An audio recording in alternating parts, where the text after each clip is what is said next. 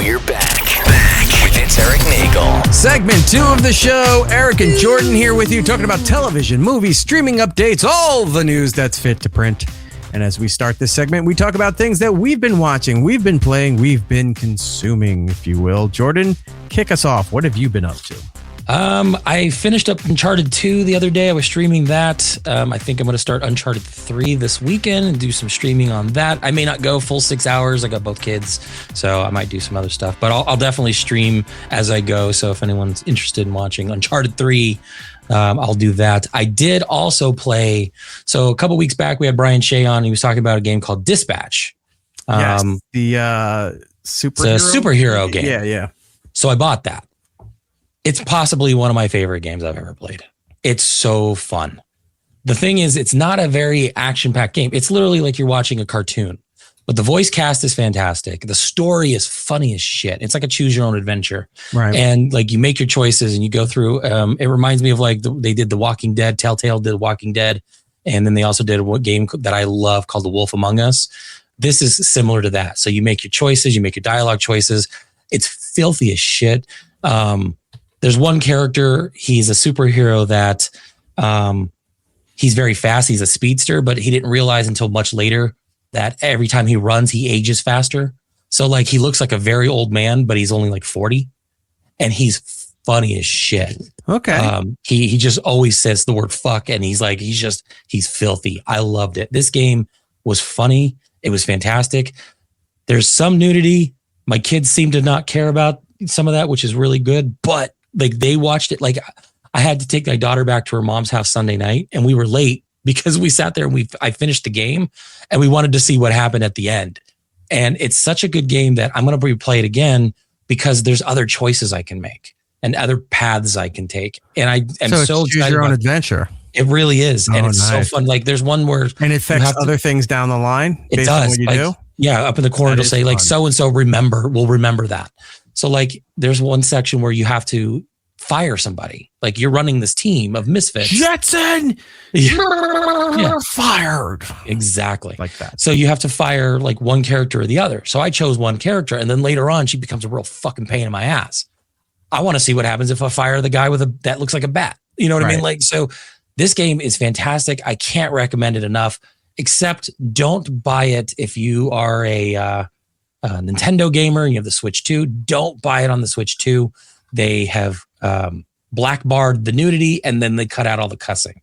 And I think the way they use the word fuck so liberally, it's like punctuation. Sense, there's one scene where they're sitting at a taco place after a bar fight and they're talking about eating tacos and shit like that.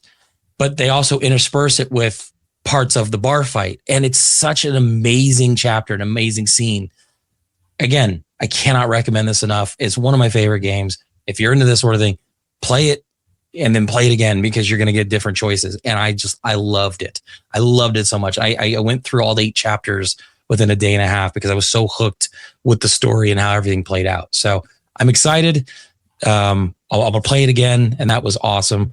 As far as what I'm watching. Did you ever play that game I sent you? The one that's the one like the thing? No, but I'm going to play it soon because I actually just ordered a documentary on the thing that they put out. And my name's going to be in the credits for paying for it because it's awesome. But it got me into like wanting to watch the thing again. So I'm definitely going to be playing that. If you were a fan of the movie The Thing, there's a game that's similar to it that's out right now called Nuclear Nightmare. Yeah. You can get it on Steam or places you get games like that. It's pretty cheap. And then I just looked up Dispatch and it's $30. So it was $30. You might be able to get it on sale, but I to me, honestly, the game was worth the money. Looking at the previews of it, it does look very cool. I have it on my wish list. So yeah, it's a really fun game. It's just really fun. Like it's one of those ones where it has quick time events, but you can turn those off and just kind of experience it and just make your dialogue choices. It plays out like you're just watching a movie. And Aaron Paul is the main character. It doesn't even sound like him. It's just, it's so good. It's really good. I can't recommend it enough. I watched episode 3 of the new season of Scrubs. Right. It's funny. Like they really captured the way Scrubs used to be while also making it, more relevant to today's day, with healthcare the way it is. I really enjoyed it. And then the only thing I saw so far, I haven't watched it yet, but I saw a clip online where they bring this guy into a room where it looks like this old lady's close to dying.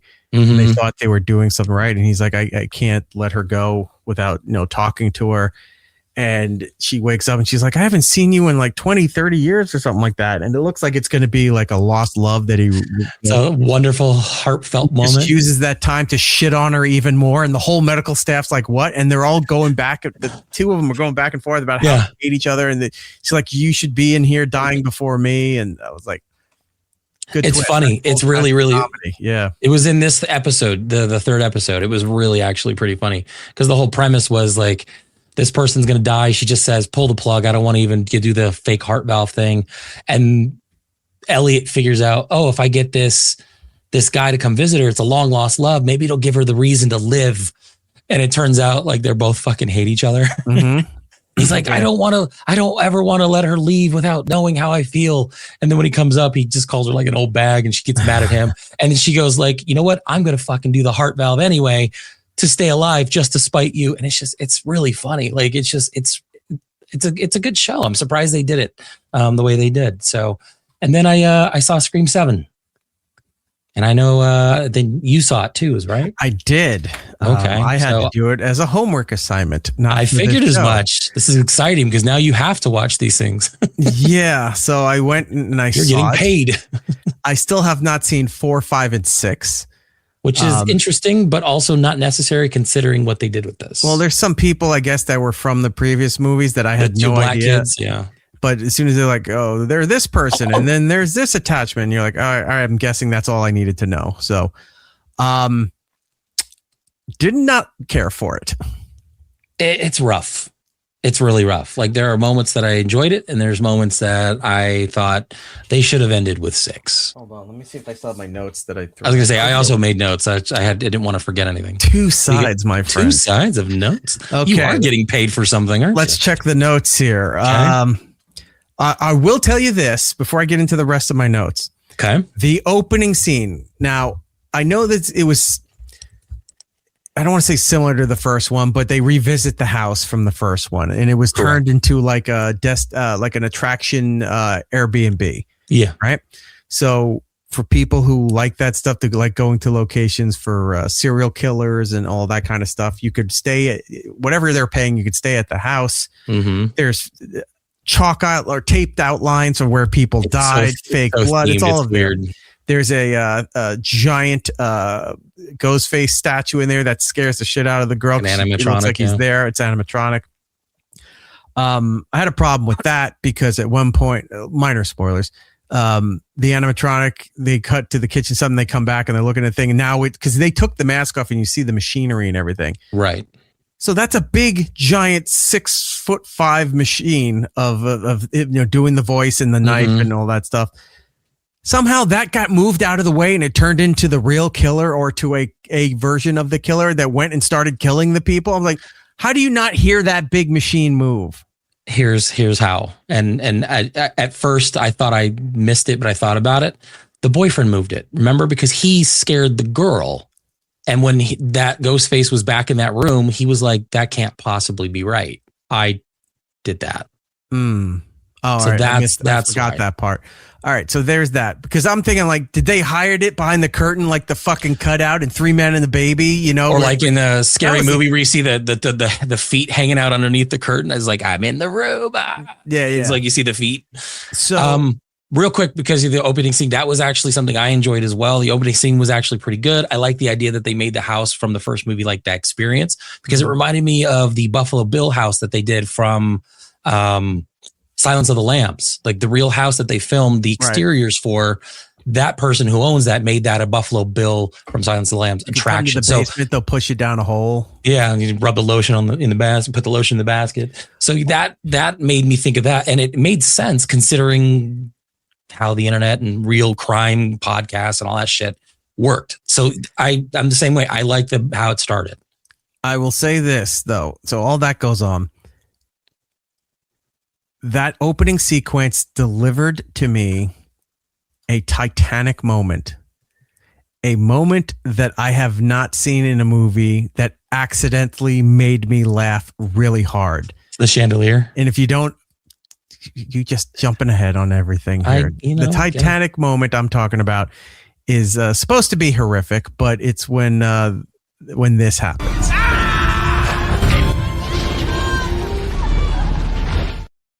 So good. In the theater, howling at that. Well, spoilers. 3, 2, 1. The boyfriend gets killed. The girlfriend's death is drawn out even more. He stabs her. She's down on the ground and everything. He starts dumping a can of gasoline over her. And she's saying, I don't want to. And as she's saying, I don't want to die, he lights the thing and she goes up in flame. Yeah. I guess he torched, he soaked the rest of the house and everything because that all lit up. So very fast, yeah. Right. And he walks out of the house like no big deal. He just struck out.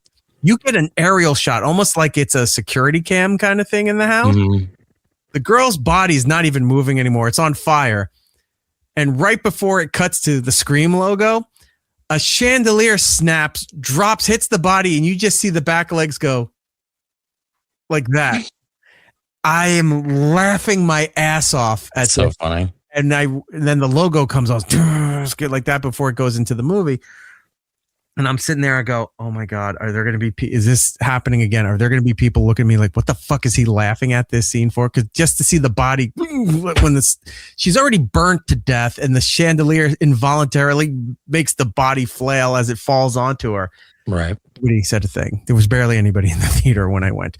So, yeah, that I had that moment. I haven't had that moment with a movie in a long, long time. Right. So when that movie comes out on HD, we will clip that and add that to the Titanic thing. You have to see it to fully understand why it was funny. It was not meant to be funny. It was supposed to be horrific, but I laughed at it. The rest of the movie, you had made a mention. We don't have to give names. You said you figured out the killer or killers or whatever about a third of the way in. Like it was almost too easy to guess. I was actually misled because I thought it was one person and I told you who I thought it was. Mm-hmm. I still didn't understand the connection because even though he died, he was doing that thing on his laptop that would have automatically linked him to all of this and it didn't. But he was just like, I was just seeing if I could do it, which seemed like a full, like complete bullshit. Well, that character was the one that was so obsessed with Sydney and wanted to do the true crime podcast. So like, I think he was just one of those weirdos. The boyfriend was? No, not the boyfriend. Sorry. That was the other kid. That's the neighbor kid next door. Oh yeah, no. Yeah, I don't know what the boyfriend was doing. The boyfriend, it was the one who was doing the thing on the laptop. No, I know. I just don't know what his. And I was like, oh, so he's obviously either the guy or involved. And it turned out he wasn't. But that was a detail. Like that wasn't a swerve. Yeah. That was maybe that was just bad writing. Points. Yeah, it was. There was a lot of bad writing. So much so, the deaths turned into Final Destination. Thank you. I had my notes. They traded a lot of story for gore, which is not usually a Scream thing. A comedic attempt at gore. Like the end. There was a scene in the end where I'm like, there's no way they did what they did with handguns. There was no reason for what they did. It just felt out of place. And it started that way because when they killed the boyfriend in the beginning, get stabbed. You're talking about the people with the guns. There was the main kill the killer scene.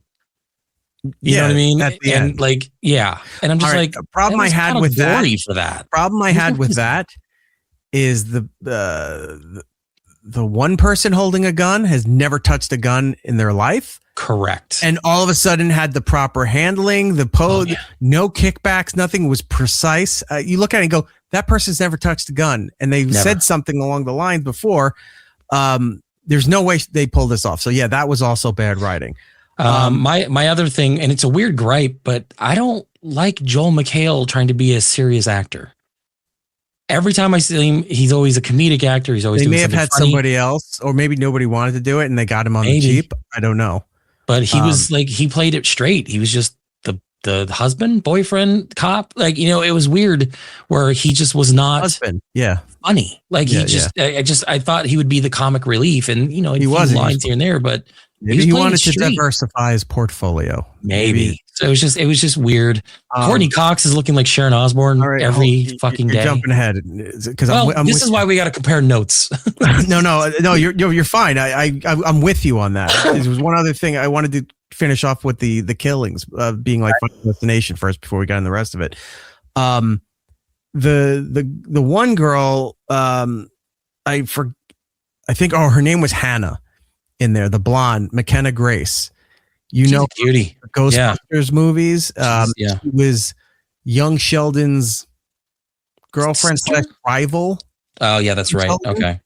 I went because when I saw her in the movie, I'm like, I know her from something, and I looked her up. I'm like, oh yeah, Ghostbusters. Oh yeah, Young Sheldon. I looked back. It was only like 6 years ago she was on Young Sheldon. Mm-hmm. Where she is now, she looks completely. She aged up. Yeah. So the way she died in the theater setting. Yeah. One thing.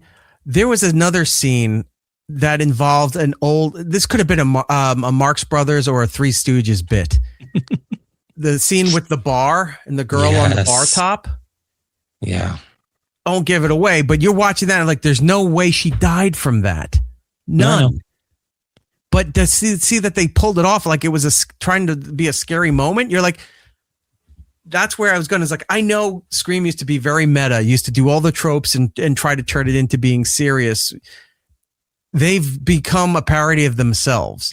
Well, it's like they kept referencing past moments where like the daughter was like, oh, I didn't know you were into acting. And she goes, yeah, in college once. Oh, it's like, oh, Scream 2. Like they kept doing little bits to kind of do throwbacks to remind you that Scream used to be good. Mm-hmm. You know what I mean? Like, oh, I remember that and all this stuff. Yeah. And it just felt so disjointed from the previous two movies because they had set them up to be a trilogy. And when those two quit the movies and they had to back the Brinks truck up back to Sydney again, it's like, I feel like the story just didn't feel connected to anything else. Right.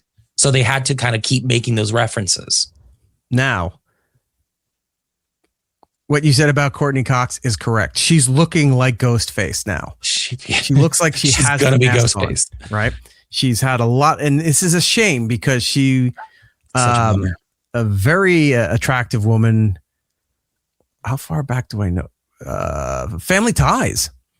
When she was Michael J. Fox's girlfriend for a little bit on Family Ties, all the way on Seinfeld for a couple episodes. Seinfeld for Friends and everything. She's always been very attractive. Dancing in Bruce Springsteen videos. I started to see it go sideways when she did this show on, I think it was on TBS called Cougar Town. I think it was CBS or it was ABC. It was an ABC show. Okay. And you started looking at her and you go, what is she doing? Why is she getting all this done? Yeah. And looking at it now, it's like that she's aging, but that stuff is not. No. So it looks very off-putting. Yeah, she definitely didn't need to do all of that stuff. And I know of people say it's like, you don't shame people for doing stuff. No, you can. When you don't need plastic surgery and you get it, well, they feel better about themselves. Yes, but everyone feels worse looking at them now because of that. I'm sorry, that's just the case. I want to bring this up. So yes, I'm with you. Her appearance, not the best. Yeah. Her arrival into the movie.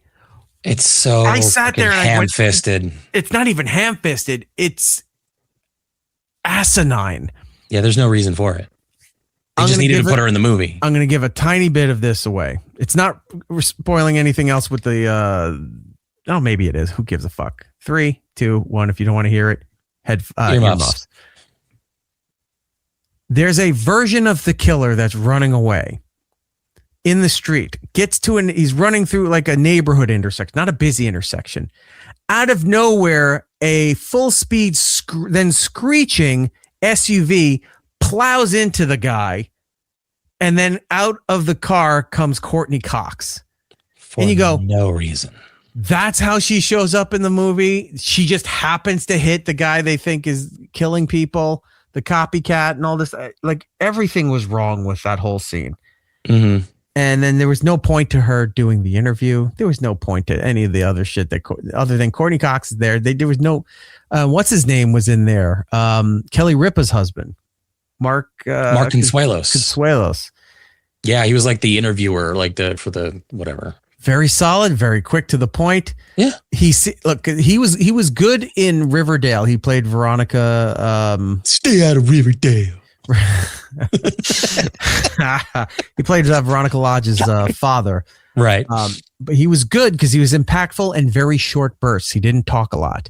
Yeah. And I think they realized that's his strong suit because in there, he just makes quick little transitional points and that was it. So he was perfect at what he had to do. They didn't let him speak a lot. So I think he was used correctly. The ham-handed overdoing it with the AI stuff and how it was implemented immediately in the first scene that character showed up in. I'm sitting there immediately going, it's not really him. It's an AI. This is what they're going. They're going into and the they more analyzed it too. And they're like, oh no, that you can tell that's not, if it's AI, it's like they're too good at coding or something, whatever he said. Cause he's like, look at the shadow and the light over here. Because that guy was in on it or something. Yeah. So the ham-handed use of AI, nothing ever looks that good. Cause if it was real AI, he'd have the wrong amount of fingers. The or signs his mouth behind would him be the signs behind him off. wouldn't be real letters. There's a whole bunch of problems with that. Yeah. And then the montage of people showing up reminded me of like when Doctor Who every now and then would do a thing where looking back at his previous faces. Right. That's what they were doing. I was like, oh, they're it's all fan service is what they're doing with this movie. Yeah. Maybe that is the right thing to do after 7 fucking movies that it's all fan. Hey, remember we used to do this? Remember this person was in the movie? Remember that? Yeah. Too many false endings. It looked like a bad wrestling match. Too many false endings. Everyone's using their finisher all the time and nobody's winning. I got to say that the use of music in this movie sucked. Like Red Right Hand was fine because it was a nice callback to the other Scream movies. Yeah, nothing stood out. I felt like the music just felt weird. Like it just didn't fit. Yeah. So, yeah, not my favorite. We're on the same page with a lot of this thing. Mm-hmm. I mean, it'll do fine, but I didn't care. I look back, I go, maybe I didn't need to watch 4, 5, and 6 after this. I seem to 4 was fine. 4 I didn't hate. I did hear 5 was fine. 5 was fine. 6 in New York after Sydney wasn't a part of it felt a little weird. Mm-hmm. In my notes at this point, I wrote, we need to move on from Sydney. Like she needs to stop being the only character we care about. Yeah. They call her the final girl, which is, it's like enough with the Skywalkers. There's other stories in Star Wars. Seriously. And that's how I am with Star Wars too. It's like the better stories lately have not had a Skywalker involved or even Jedi at this point. Like, let's move. There's a bigger world out there. Old Restless saying there was no point to most of the characters, especially the teens. Correct. Yeah, the teens were terrible. Old Restless is also saying the AI thing was dumb. One of the killers used to work for Google. So yeah, the over explanation. Let me tell you my back history as to why this makes sense. It's like you're shoehorning in a reason for people to be okay with this. Well, and here's the thing. When you put big name actors in this movie and you've created a side character for them, immediately you go, oh, he's the killer. She's the killer. They're the killer. You know what I mean? Like you have to make the killer somebody that we would have never thought of. Some no-name person that's just in the background. Like I want to be surprised by some of this stuff. And when I'm guessing it a third of the way in, it just kind of bums me out. And it's either because I've watched too many movies like this, or it's just they're not being smart about how they do it. In the first movie, the twist of having 2 killers was pretty crazy. In fact, I think in every Scream movie, there's been multiple killers, I think, except for part 3. After that, you're sitting there going, there's got to be at least multiple killers. And then now you're trying to analyze it while you're watching it. And it makes it unfun to watch. Yeah. So it originally was clever. Even the second one was okay. I saw a lot of people who were doing their Scream discussions online. Mm-hmm. They almost all of them seemed like they're ranking the movies. They all hate 3. Everyone hates 3. I don't hate it, but I don't remember what it was in 3 that was so bad that it's on the bottom of everyone's ranking for this. I don't know. I think that the whole twist that Roman was her brother and her mom was a whore, like it felt too weird to try to tie it in that way. Okay. I didn't hate it. It's not my worst movie in the world. Right. I think if I'm going to say anything, part 4 was good, but not the best. I think the worst one right now is probably 7. You know what I mean? Like if I had this, no thanks. A lot of people were saying it's like, well, I put this above 7. Put this above 3. No. And then the only thing bad about part part 3 was rankings. Courtney Cox's hair. I did like Parker Posey in that movie. Scream 3 had the magical voice changer that could do anyone's voice saying Old Restless. Yeah, that's true. Oh. That's true. The AI before AI. It's true. So I watched Scream 7. You watched Scream 7. I did. Let's never speak of Scream 7 again. I also watched the first episode of Monarch season 2. How was that? I need to catch up. Wasn't bad. I had to go through a refresher video on YouTube to remember because it's been 3 years since the last one, or 2 years, whatever it was. Interesting. Okay. Interesting because very minor. It starts off on Skull Island. Kong is front and center, but Kong is losing his shit. And they're all trying to figure out, they can't figure out why. And they all think they did something. And it turns out they didn't do something. They may have caused something else to happen. And then that thing is what, you know how they all the kaiju have some sort of an alpha? No, like some kind of telepathy. Like they know things that are going, like Godzilla knows when shit's going on the rest of the planet. Yeah, they're all kind of connected by something. Yeah, that thing that they can't figure out or can't see themselves, but they all know if something else is going on, Godzilla knows, and the other ones know. So I believe they explained it in the way that Godzilla and Kong are kind of like I said, alphas, where they kind of keep the kaiju population balanced. And they have that connection to all of that, and that's why it's there. It's right. Just one of those unspoken but things. I'm saying in this particular scene, it's not the alpha thing that's the problem. He realizes something else is going on, and he's losing his shit. Gotcha. He's going crazy. He's destroying stuff. He's jumping all they are all like, I don't know what happened. What did we do? We did this. He never did this before. And they explain, it's like Kong just usually looks at us and shakes his head and doesn't bother us because we don't bother him or interrupt the island. But something else is going on. And then they explain a little bit more. I wish for this kind of show, it's one of those shows that you like, they need to put it all out at once, or I need to wait till it's all out because I think that's what I'm doing. And you're like, I'm not going to remember this by next week, but I'll watch the recap again. I know the second episode's out right now, so I'm going to have to go and find that. But it's okay. Like, it's not terrible. There's some weird lore that they're bringing in with this. The only one no reference to Godzilla, no reference of other known kaiju. It's just been Godzilla and then going back to Middle Earth or whatever it's called to get Kurt Russell back. Hollow Earth. Now that you said it out loud, I think it's Hollow Earth. I like Middle Earth better. Yeah, they're trying to go back and forth because now apparently they have a gateway like the fucking Upside Down. Now they can know how to get down there and do this stuff. So that's where it was at. And it was just the first episode. Okay. It's okay. It's fine. That's good. We're good with all of that. Yeah, I was telling Rob earlier, I think I'm going to bank them a little bit, like you said, and just because I stopped using Apple TV Plus. So once enough episodes are out, I'll probably renew so I can watch the third season of one of the other shows that I like, and then try to watch as many of this as possible. So I'll catch up eventually. I did love the first season. And I always tell people the first couple episodes are kind of a rough start, but once it gets going, Monarch was really good. Need more Godzilla. Needs more. Needs more dog.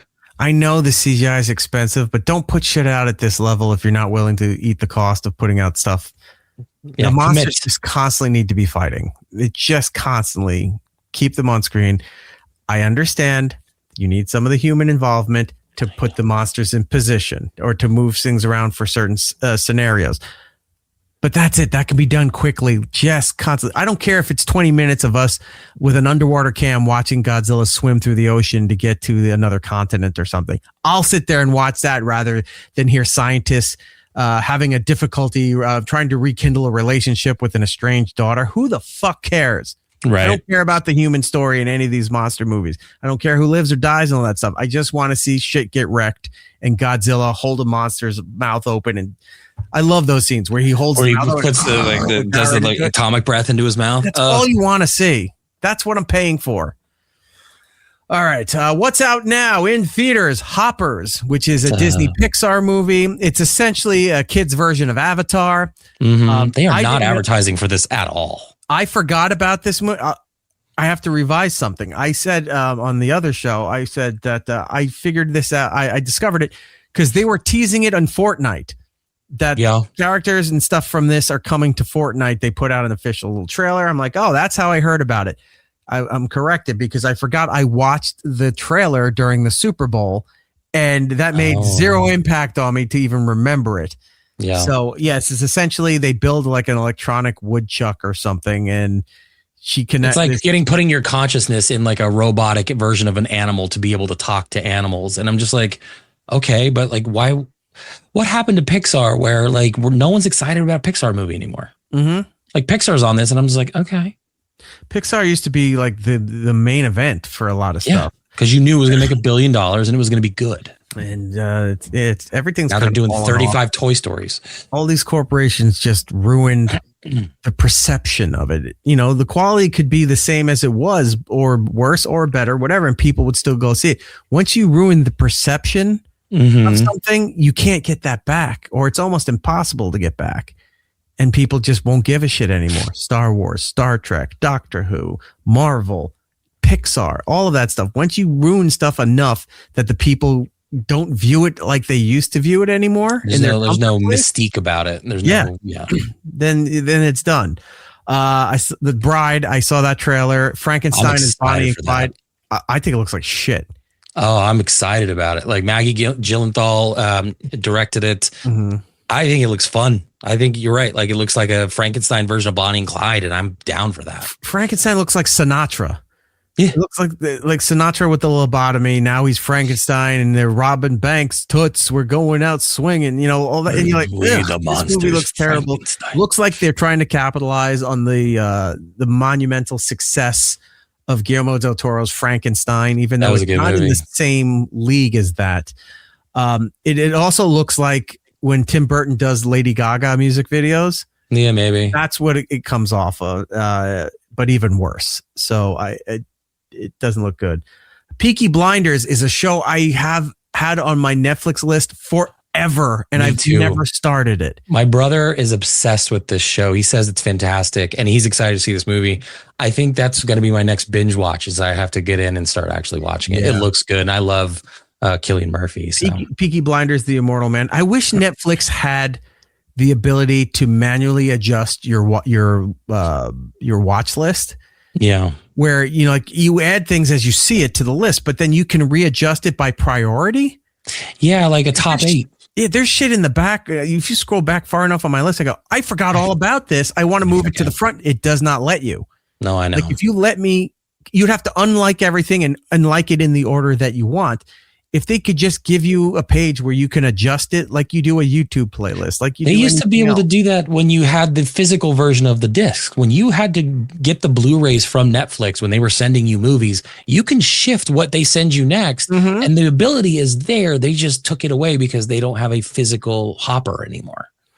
But the hopper doesn't matter. The interface still can work. Yeah, well, that I know. They just took it away. I don't know why. It needs that back, but anyway, they changed that app 1,000 times. Immortal Man is coming out. Sorry, what did you say?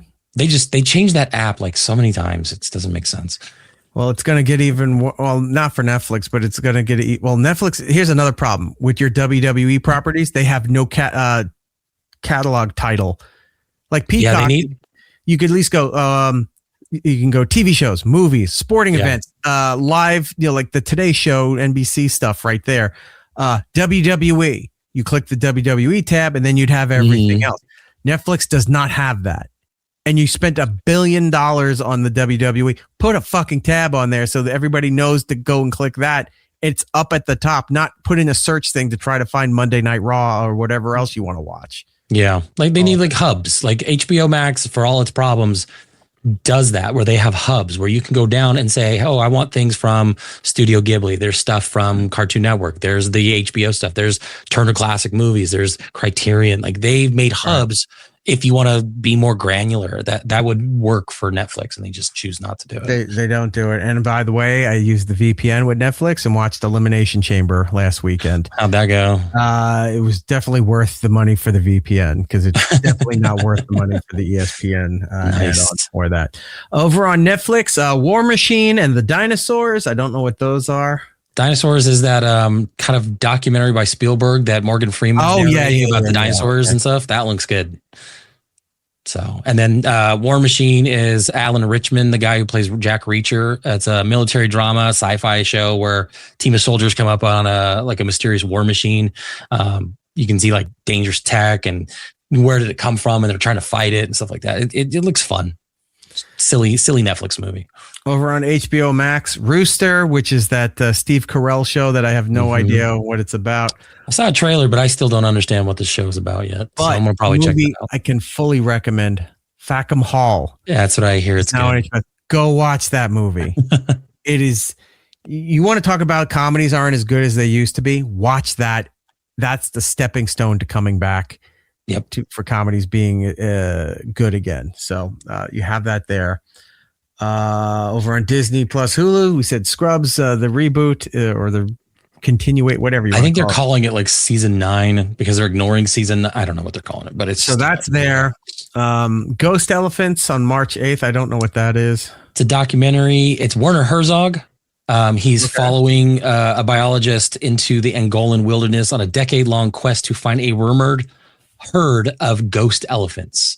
So I love Werner Herzog. He's a crazy person. He actually joined, I think, Instagram or something like that. And he just makes random videos talking about like death and just, he's just so funny. But yeah, it's a documentary about elephants, which seems fun. I like him. Imagine it's about the mythic quest to find the shrouded ghost of Sea of Thieves. Some people have claimed to have seen it and got the badge. Everyone else says it doesn't exist. Doesn't exist unless they do a special thing where we get to see it, but we don't get the badge for it. Correct. I was like, oh, no. All right, I forgot. One of the remember that? We finally did it. And then RJ Decker, which I don't know what that is. Scott Speedman's coming back. He's going to be. Oh, yeah. It just looks like Miami Detective or something, right? Yeah. Something in Florida. Yeah. There was that other show with Bruce Campbell that was Burn Notice. It kind of reminds me of Burn Notice away. Okay. It just has that vibe to it, but whatever. It's just more content to watch, I guess. Over on Apple TV, Monarch, as we've been talking about, season 2. Mm-hmm. Over on Prime, Young Sherlock. Is this new? Yeah, brand new. Just came out this week. I think Guy Ritchie's producing it. It's just a younger version of Sherlock and his adventures with Moriarty before, he becomes the Sherlock Holmes that we all know and love. Okay. I'll check that out. Yeah, it looks fun. Over on Peacock, season 2, finally, of Ted. I'm excited for that. Forever. Yeah. The kid looks like he's in his 30s now. So yeah, and they're parlaying it into he's going to go into college soon. So yeah, they're aging it up a little bit. And the critical darling yet wins no awards, Hamnet. I want to watch it. I just don't know. We'll see. Nope. Zero interest. Over for videos on demand, Solo Mio, Stray Kids, Jordan's favorite, The Dominant Experience, and then The Strangers Chapter 3. Another cheap horror movie that didn't do well. And this past week, if you're a video game fan, if you like Phasmophobia and ghost stuff, I saw that. New update happened on Tuesday. They redid Tanglewood. It's a lot of fun. That's what I hear. I saw something on things in there. I think I saw something over on Steam about it. Like they showed like the remake of it.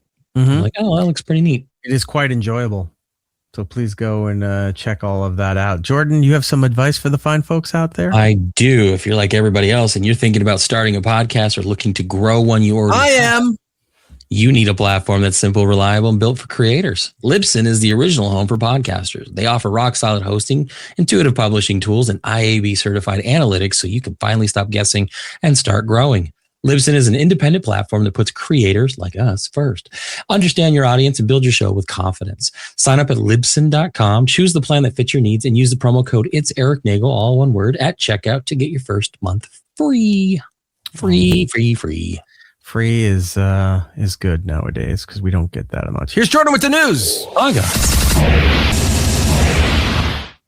Starting off our news, Spotify has announced that Golden by Huntrix has reached 1.5 billion streams. That's the most streamed song on the platform. Golden is from K-pop Demon Hunters, if you've been living under a rock. It's going to be a 2026 Oscar nominee for Best Original Song. I think it's going to win. It's going to win. We'll see how you lose that one.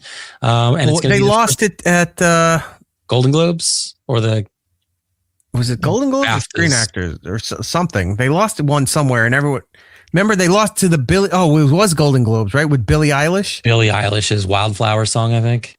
Yeah, there's no way that I think it wins the Oscar. I think it wins the Oscar. But it'll be, if it does, it'll be the first ever K-pop song nominated in this category and first K-pop song to win. So let's see what happens there. I think that when's the Oscars? I think it's this month, sometime soon. Yeah, I'll look it up. Should be soon. Moving on, Evil Dead actor Bruce Campbell says he has cancer. He revealed Monday that he's being diagnosed with cancer, but he says it is treatable, but not curable. Campbell said his work will have to take a back seat while he's being treated. 67-year-old actor posted a message on his fans page on X writing, "Hi folks, these days when someone is having a health issue, it's referred to as an opportunity. So let's go with that. I'm having one of those. So it's also called a type of cancer that's treatable, not curable. I apologize if that's a shock. It was to me too. The good news is I'm not going to go into more detail. I'm posting this because professionally, a few things will have to change. Appearances and cons and work in general needs to take a back seat to my treatment. My plan is to get it well as possible so I can come over the summer that I can tour with my new movie, Ernie and Emma, this fall." So he didn't say what kind of cancer. Don't know what's going on. There's not a lot of news about it. All I know is that he says it's treatable. Evil cancer. It's evil cancer. He's going to show him his boomstick and it'll be fine. The Academy Awards are Sunday, March 15th, 7 p.m. Eastern time. A week from this weekend. So that that means nothing to anybody because no one's going to sit there and watch that thing long term. You watch the clips as they happen or the next day. Yep, pretty much. We were talking about Scream 7. We both saw Conan's that movie. hosting it, by the way. Sorry. I just saw that. Then maybe I'll watch that. Shoot, Conan's always great. Scream 7, Scared Up. A record $64 million in the U.S. opening, $97 million globally. It's good news for Paramount because of all this stuff with HBO's acquisition. They actually have a movie that made some money this weekend. It blew past all expectations at the weekend box office, where Spyglass Media easily opened to the franchise best, even though it's not the best movie in the franchise, $64.1 million domestically, $33.1 million overseas, for the start of $97.2 million. It's the biggest launch ever for the horror title, going out in February, and it's the biggest debut of 2025 so far. 2025, 2026. So far, not adjusted for inflation. The domestic haul on Friday was $28.8 million, including $7.8 million on Thursday previews, which began as Paramount announced that they were acquiring Warner Brothers Discovery. The merger, which could mark the biggest leverage buyout in history, is bittersweet for as many since they all wanted this not to happen because it's going to dwindle the number of legacy studios from 5 to 4, and it most likely result in massive layoffs across the film, television, and corporate operations. So that's what these Scream made some money. More layoffs. Oh. Yeah. More, it's like, well, we got budgets to maintain. Yeah, then cut the budgets from half the shit you're putting out. Well, and partly it's going to be because they're going to see, okay, this has the corresponding, position here that does here. We're going to probably have to get some of the trim the fat, as it were. So we will see. Transitioning into HBO Paramount Plus, it looks like they're going to be combining into one streaming platform. Paramount says HBO brand will operate with independence. They go, as we said, we do plan to put the two services together, which today gives us a little over 200 million direct-to-customer subscribers, David Ellison said during an investor call. We think it really positions us to compete with the leaders in the space. At Paramount, by the middle of this year, we have completed the consolidation of our three services under one unified stack. And as you can see us taking a similar approach to the platform going forward. We think the combined offering and given the amount of content, what we can do from a tech side really will put us in a position to able to compete with the most skilled players in the DTC. If they take over HBO Max's interface and combines it, I'm all for it. If they think that they can compete on the tech side, they're fucking retarded. And I say that with love because Paramount Plus is the worst interface on any streaming platform I've ever seen. I was just going to say, did you think the HBO Max interface was worse than the Paramount? No, I think it's better than Paramount. That's why I say if they're going to transition anything, take what HBO has and just put your shit there and rename it. Still needs help. Sure does. Yes. But you're right. It's way better than what the Paramount one is. Hopefully they, when they have to merge it, they get somebody else in there and go, hey, what can you come up with? That the thing is, when you have a database of this stuff so big, the functionality they don't worry about. They're more, it's like, well, this has to show up and this has to cross-reference. If you look at this movie, these 6 suggestions have to be there. Like they're worried more about that rather than I can't click a button in a tab to go to the area that I want. Mm-hmm. Yeah, Paramount, it's slow, it lags, you can barely search anything. It's very basic too. It really is. It's like they just built it yesterday, but it's been around for 10 years. Moving on, Nathan Fillion is teasing a Firefly reunion in cryptic videos posted with his former crew. It's been 23 years since Fox canceled Joss Whedon's single season science fiction show Firefly before even airing all of its episodes and also airing them out of order. And 21 years since the spinoff movie Serenity brought back the cast for what seemed like their final story. The series earned a passionate fan base during the short run. It was popular enough to spark a series of spinoff novels, comics, and graphic novels. Since then, there have been conventions, cast reunions, periodic rumors of possible series revival, but nothing more concrete. For the past week, Nathan Fillion has been collecting his old crew like Infinity Stones, basically. He's been doing videos with Gina Torres, Morena Baccarin, Sean Meyer, Summer Glau, and most recently, as of yesterday, Jewel State. So comments on these videos from another Instagram account, basically tagging the Once We Were Spacemen podcast that him and Tudyk do. The official account of the podcast, Fillion commented, some of you have guessed convention, podcast, or crossover. You are all wrong.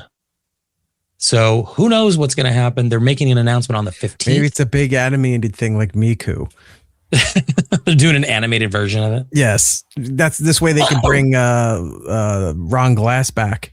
Oh yeah. He sadly died a couple, 5-10 years ago at this point. Yeah. Something like that. I mean, Tudyk's character died. Yeah. This way you can bring them all back and even add other characters. And it's like, is that from Stargate? Why is that guy in there? I don't know. We had extra properties. We didn't know what to do with them. So we're just jamming this. We got to fill an hour. So we're just throwing everything we can in there. Did you ever watch his, he had a network show, Nathan Fillion, that I remember my parents used to watch. Was it Castle? I never watched Castle, but I have watched and caught up on The Rookie. And I enjoy that. Yeah, I don't think it was I think it was Castle. Castle was the ABC show where he was like a writer and he was like teamed up with an actual detective and they were solving crimes. Yeah, I think that was the one that they used to watch. Yeah. That one I think I'll probably end up watching. I do love Nathan Fillion. I got to meet him at a convention a couple years back. And what I remember of him is that he's very tall, he's very personable, very easy to talk to, and he smelled really good. Like he had really good, like it was weird. Like, and I know that's weird to like say, but he smelled good. He was good. So I'm excited. I don't know what it's going to be, but it's been fun watching these videos. He just kind of shows up at these people's doors and they're like, "Is it time?" And he goes, "Yeah, it's time." And then it's just kind of like, "All right, let's do this. Let's see what's going on." So okay. This one is something that we were going to talk about last week. We didn't do, but this bothers me to even talk about. Gen Z and Alpha don't want to see that Rambo bullshit on screen. Yeah, they don't want to see anything. They don't think sex should be in anything. They don't want to see PDA. They don't want any of that stuff. It's like, so the center, nothing's like, what do you want? Let's talk about our feelings while we're wearing oversized sweatpants and Fruit Loop Crocs. Fuck off. Good. No, put it out there. Let them watch that so that they leave us alone and we can do all the other shit that we like. Exactly. So the Center of Scholars and Storytellers, the CSS at UCLA, released the findings from its Evolving Masculinity study. Study surveyed 1,500 tweens, teens, and young adults ages 10 to 24. Well, that's your problem. Finding that these groups want to see boys and men on TV and in movies moving away from isolation and other masculine stereotypes and towards more vulnerability and connection. Specifically, these new gens want to see dads showing love to kids on screen and enjoying parenting. Not surprisingly. Know what I mean? We don't want to see these stereotypes or everything. Oh, because look, it was over the top like in the 80s and the 90s when we would watch action films and things like that. Yeah. But you thought it was cool. And you're like, it wasn't real, but you're like, oh, this is awesome to watch an Arnold movie or a Stallone movie, or you knew what you were getting. You knew what you were, to expect. And they delivered in that sense. When they're like, oh, it's a stereotype. Why guys being guys fighting action sequences? Remember they rebooted Roadhouse, right? That was fun. Yeah, it was. We didn't expect it, because Roadhouse wasn't a great movie to begin with, but it was nostalgic because it was such a weird movie for that time that it grew a cult following, right? Mm-hmm. Yeah, it was very much. They're going to reboot it, and you watch and go, holy shit. It was good. It did everything like from back in the day. Ripped. People are talking like assholes, and there's just fights. People loved it. So what's wrong with that? We don't want these stereotypes. We want to show connection. All right, you know what? How you first start doing it? Stop showing fathers and men being the dumb idiots. Yeah, like they're Sims with no programming in their head. In commercials, in television shows, the father has got to stop being the butt of the joke. Oh, the kids are smarter than the father. The wife's smarter than the father. Everyone's smarter than the father, the husband, the boyfriend. We're all fucking dopes now in these properties that they put out. Stop doing that shit. And then maybe we can start compromising. You can get the emotional attachment. We need guys that sit there after he kicks the bully's ass. They sit down and talk about their feelings. No, then another guy comes over with a bat and takes both of them out. And then they follow the camera to that movie because that movie's done. We're going over here to follow that guy and see what he's doing. Yeah, 46% answered that they want to watch content that depicts men asking for help, including with their mental health. Look, I get it. Mental health is a huge ordeal. Last week I was going to bring up, if you're having issues and you're having troubles, reach out. Clap your hands. Exactly. You're having issues, having troubles. Clap your hands, and then you'll feel better about yourself. We'll know that the ones clapping hands are the problems, and then everyone walks away and leaves them alone to their misery, like you should. But go ahead. Well, and the reason why I was going to bring it up, and you know what, I'm even going to do this. And I want to put this up there. It's the regular 988 Suicide and Crisis Lifeline. We had a football player. Supposed to be the phone number, or is that the name of the organization? That's the phone number. You call 988. It's a suicide hotline. You can do it in the North American continent, so Canada and the US. You can connect with the 3 numbers. That's it. 3 numbers. You can text it. You can do that, and you can reach out and get some counseling. And I think it's a serious issue because we came to a point. In fact, I don't think I did. I put it on page 1, and I'll have to figure it out. But the past couple weeks, we had celebrities and football players kill themselves. And it's become such an issue and such a prevalent thing. It's like at some point people just need to Carradine killed himself. Mm-hmm. What's his face? He's on Only Murders Left in the why am I blanking on the actors? I know Steve Martin and Martin Short's daughter. Martin Short's daughter, 42 years old, killed herself. Only Murderers in the Building. Yeah, a football player that plays for the Minnesota Vikings, used to play the Arizona Cardinals. 22 years old, shot himself. Like, this has become an issue, and it's hard. So part of this survey, wanting to talk about your mental health and your feelings, I completely support that. Completely changing how movies need to be just to support that, I don't think is the right way to go. So don't swing that pendulum that far. You can address these issues. Make movies. This is what a lot of they forget. Make movies that are about this. Put those out there. No one's saying you can't. Stop trying to change existing. More people watch that. That's not my fucking problem. That's not the audience's problem. If you want to make this stuff, make it. Address it. It's important. I get it. Don't shoehorn it into other things, because then you're losing the message of what you're trying to push. Yeah. It's okay to talk about your feelings. It's okay to buy tickets to Hatsune Miku and have to talk to your co-host about it and not get shit for it. It's okay to talk about these things. I was not undergoing any kind well, hold on a second. I want to say this part without the I was not undergoing a crisis. I was not having anxiety. I have no mental downfall from admitting that I'm going to see a Japanese animated concert. I don't even know when the last concert was that I went to. And I said, I can't believe I impulse bought tickets to go see that. I'm happy for you for doing it. I'm just saying, it's okay as a man, if you want to just narrow it down to that, to talk about your feelings, to talk about things that bother you, to deal with depression. We all have a certain form of depression in some way, shape, or form. How you deal with it shouldn't always be suicide, taking your life and leaving people out of your lives without you. It's okay to address that kind of stuff. And for me, I've dealt with depression, I'm not afraid to say that. I've put my energies into other things. This show, some of the art stuff that I do, some of the music stuff that I do, writing books, I have found outlets for things that bring those feelings down. So I'm not dealing with that on a daily basis. And put it right in there. Those are the kind of outlets that. Yeah, exactly. Yeah. So, and it is something that I feel like everyone should know how to address. So, if you need to go to a Stuttering John show and punch a guy, go right ahead. But just deal with it. And if you're having trouble, deal with it. Call that number. That's all I'm saying. Bringing it back to this, I don't think everything. Call the number call the number. I don't want to fucking listen to your shit. But it doesn't always have to be not being able to be a man. Clip that and just put that as the tag. Have it cut off and then throw it on TikTok and Threads and see how they all freak out about it. Yeah, call this number. We don't want to deal with your bullshit. Let somebody trained to do so. But don't be afraid to fucking talk about your life and get help. But again, you don't have to get rid of masculinity as a whole.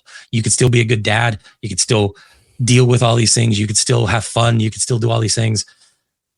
Just don't fucking, don't kill yourself. You don't need to do that shit. Anyway, let's move on to more fun stuff. Please do. Guess what? At AMC, you get to pay to be a better seater. Fucking, I'm doing this shit again. So didn't they try this a couple of years ago? So what they were trying to do is section off certain sections for what I believe was the abandoned sightline at AMC ticket pricing initiative. Well, basically you'd have to pay more to be able to sit in the middle seats and things like that. AMC Theaters is going to block and reserve the best seats for A-list and sub premier members. So now they're making it to where if you don't pay for these things, you may not get the good seats because we want to reserve it for, and this is what their quote was, our best customers. And I'm like, AKA the ones who still actually go to a movie theater. Yeah. I would say anyone showing up to a movie imagine that is your best customer. Attendance is at an all-time low across the board for all theaters. And they wanted to put this in place to reserve the best seats for the people who still come to the theater. How about you? So you're convincing them to pay an extra, $5-10 on top of whatever the stubs or the A-list is. Right. On top of that stuff to walk into a theater that's barely even a quarter full. You can pick this. It's like you're charging me for the privilege of having these good seats that nobody's sitting in to begin with. Right. Yeah. So later this year, they're going to do preferred premier seating. We'll block and reserve the best seats in the house for our theaters to be accessed first only by our A-list and Stubs members. And then there's 2 VIP tiers with our Stubs program. No added charge at AMC. It's stupid nickel and diming. I think it's a terrible idea, but whatever. I don't go to AMC. You reminded me. I need to check. I might have to do what I did for Xbox Game Pass. Cancel it. I'm logging in right now to my AMC account because I had Premier level on Stubs or something. I know during COVID they basically just gave you as much as possible. Yeah, they gave me up till 2024. They go free and all this stuff because I was going to cancel whatever, and they were begging everybody. That was when they were about to close down, not even go bankrupt. They were going to shut her down. And they said, if you stay with us here, if you just re-sign up for this thing, we'll add all this. And I didn't pay for it up until 2024. Right. And then that went away, and I still have the subscription. I'm looking right now to see. It's like, here it is. Let's see your events in the past 30 days. Nothing. Scream 7.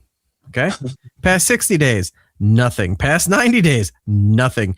Past year, Thunderbolts and Fantastic Four. I was going to say, you'll probably go to see, well, I mean, now you have to kind of see more things with this new gig, but I would think if this wasn't a thing that you would have to do for like another show that you're doing, I would say your next movie that you would go to the theater for is going to be Doomsday. Like, I can't see you going to anything in the theater other than that.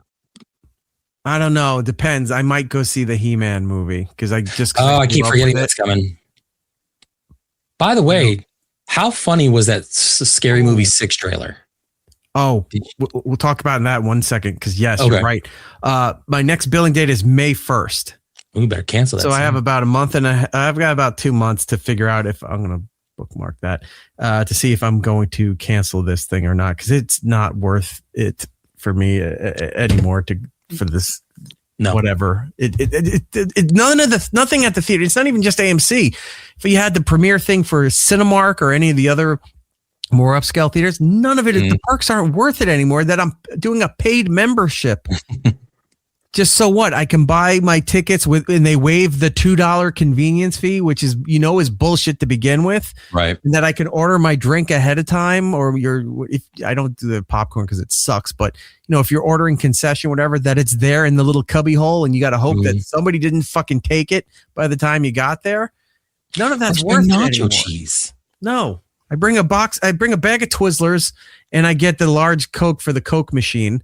Because it's the Coke remix machine. And then I had people ruin that for me. I'm like, this is great. You mix and match the flavors. And then people started sending me YouTube links. Like, look, it is like they don't clean the machines and look what develops in the tube lines and all that stuff. I'm like, you had to ruin that for me too. That had to go away. I was having so much fun with that remix machine. No more. I don't want to spend money on that. Scream's Scary Movie 6, the Red Band trailer. Fucking hilarious. Dude, it's like, like Halloween party. We're going to get drunk. We're going to eat, do some half gay shit. And then Sean goes out. Why gotta be half gay? Why be half gay? Yeah. There's another scene in the trailer where he's wearing a suit. It's like this purplish suit. It's all florally and it's got a yellow bow tie and a yellow thing. It took me a minute to figure it out. They're making fun. There was this guy who went viral where he was preaching at like a church, a mega church. He goes, "I'm not gay anymore. It's the Lord saved me. I don't like men's. I don't like this." They're making fun of him. They're not even just like attacking movies. They're just doing everything they can and throwing everything against the wall. It's fucking hilarious. The subway scene. Where the they stabbed her. They stabbed her, and then the girl screaming at the white lady in there, and it's like, it's not her. My pronouns are they, like that whole thing. They stabbed them.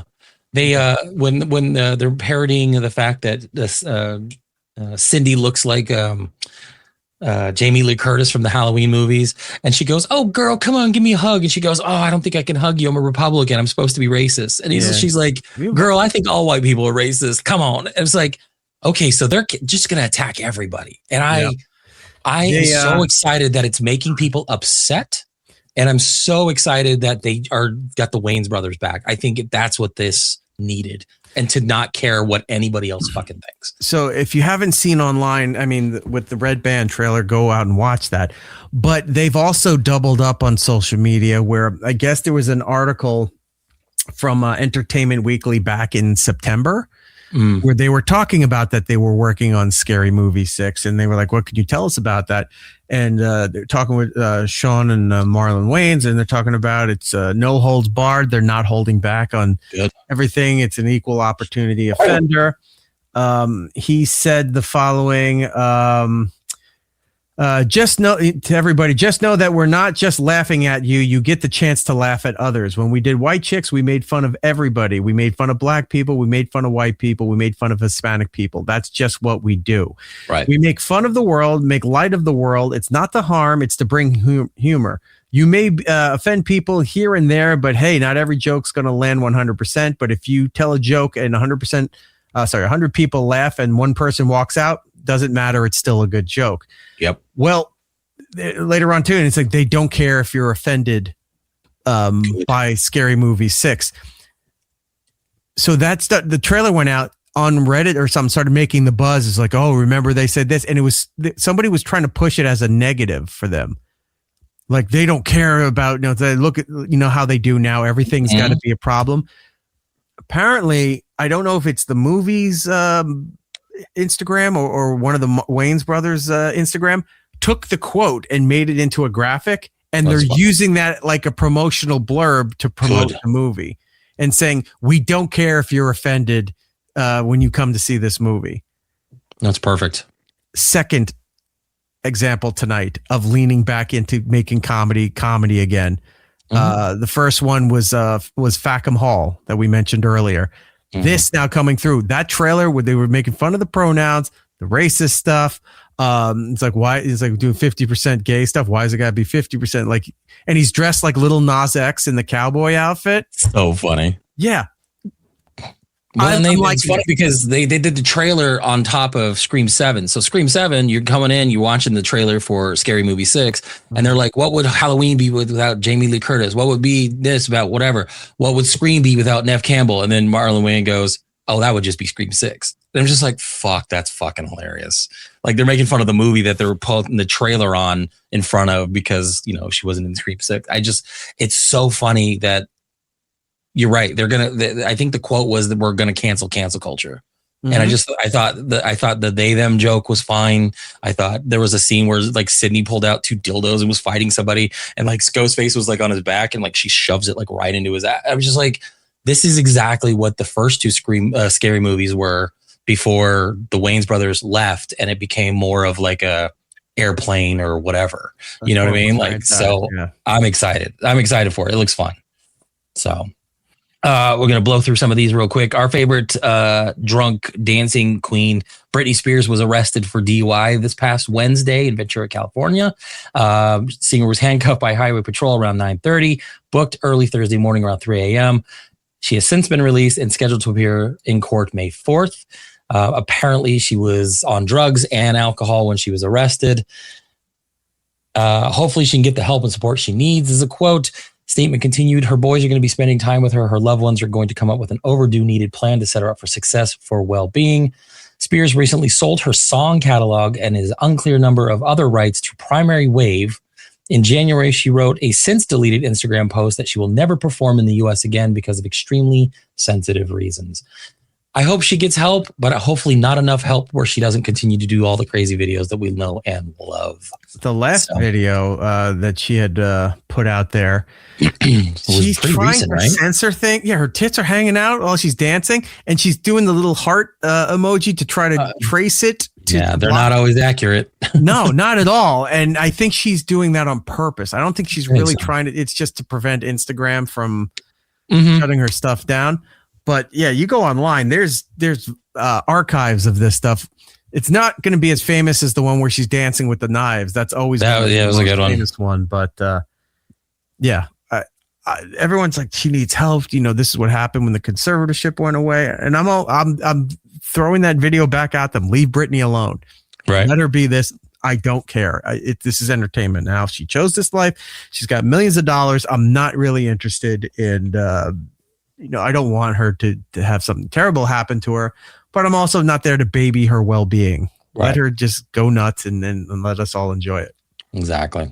All right, we're going to end the show tonight with a couple canceled concerts. I know you're going to be going to your new show, and now I'm going to be adding a new one as well.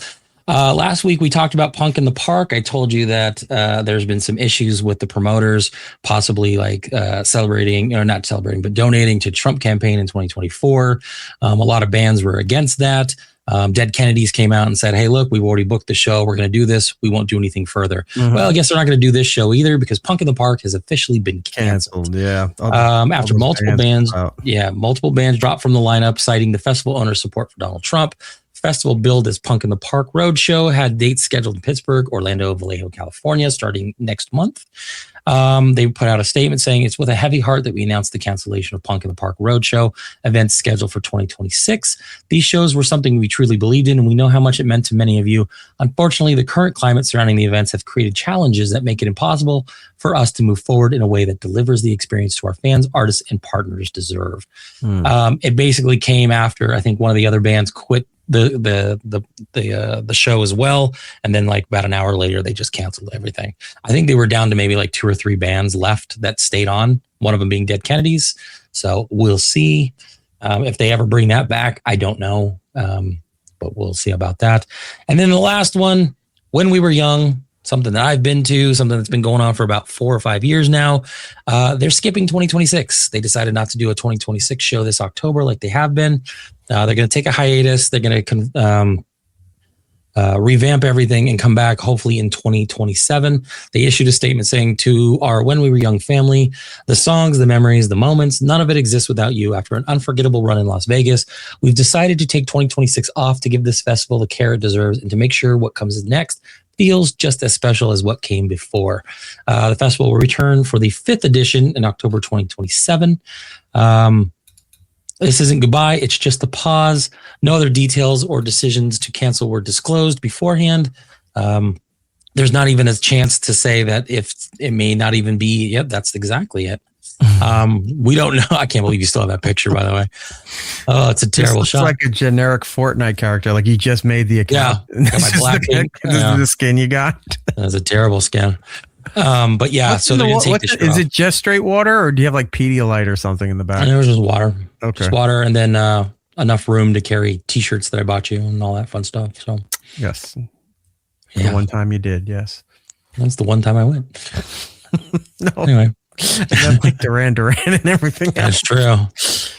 There's one of these shirts at that one. Anyway, so yeah, they're going to skip this year and hopefully we'll get next year. And then I was looking at Metallica stuff. People are trying to get tickets and some people are spending way too much money. There's no chance I'm going to that show. I just can't afford it. There's not enough super chats to make that happen. I could probably go to Hatsune Miku for what you guys do versus that. That is insane. We had mentioned that, I think it was on the last show or the last 2 shows. And then also Wizard of Oz has a big show at the Sphere. And I was like, oh, I would like to see that. We were wondering, like, do we have to go quick? How long is it going to be there? Somebody reached out to me that lives out there and told me that it's one of those shows that'll probably be here whenever you decide to come out. Yeah. It's like I think when I went out in Vegas, my group of people that I was hanging out with at work, when I went out in Vegas, we're trying to plan to go. And they have like multiple showings throughout the week. Yeah. And the days that we were there, unfortunately, one of the showings was right at where we were going to have dinner.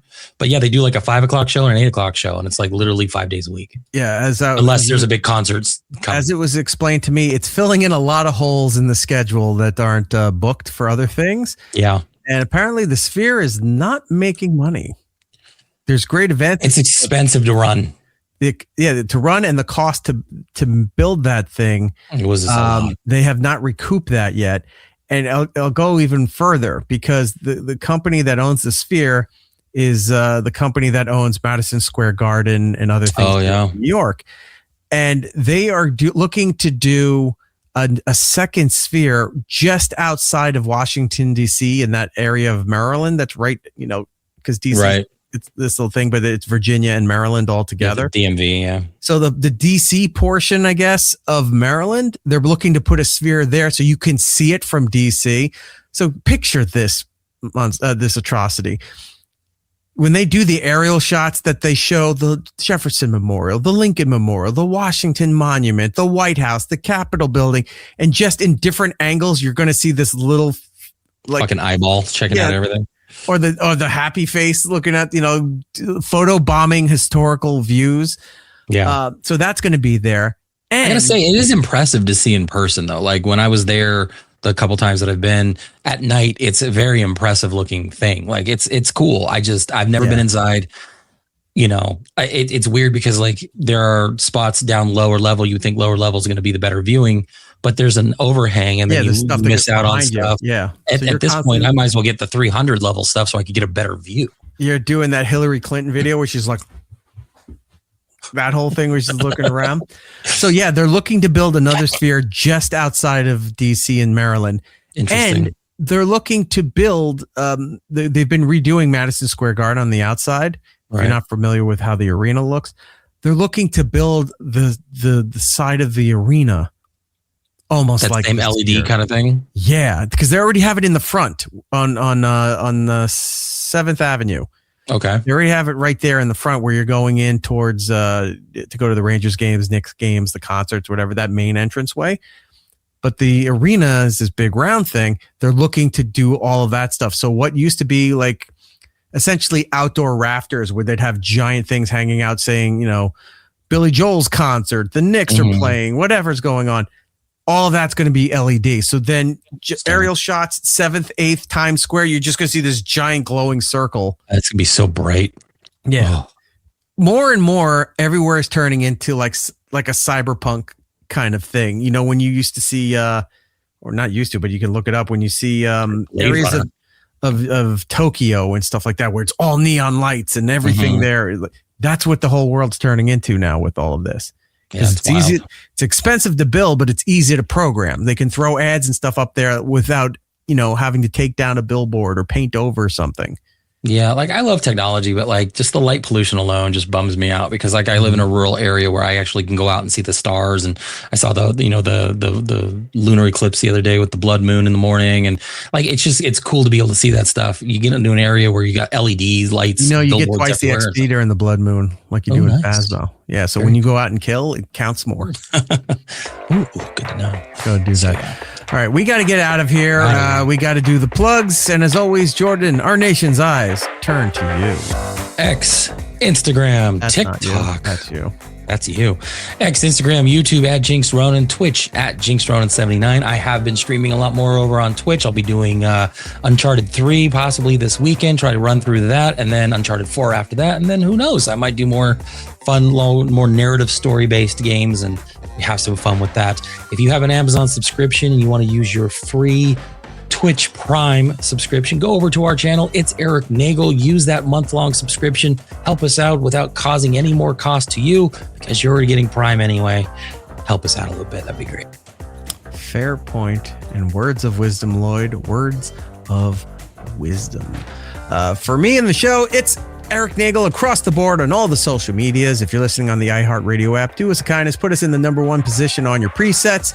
Apple, Spotify, any of those fine platforms, go over there, leave us a positive review. It does help out the program. You can join us live each and every week as we do said program on YouTube and our Twitch. Go over there, like and subscribe to those rooms.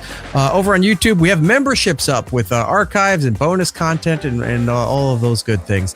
So go and figure out how to get yourself a membership. It's very cost effective. I think it's pretty much on par with what everybody else is doing.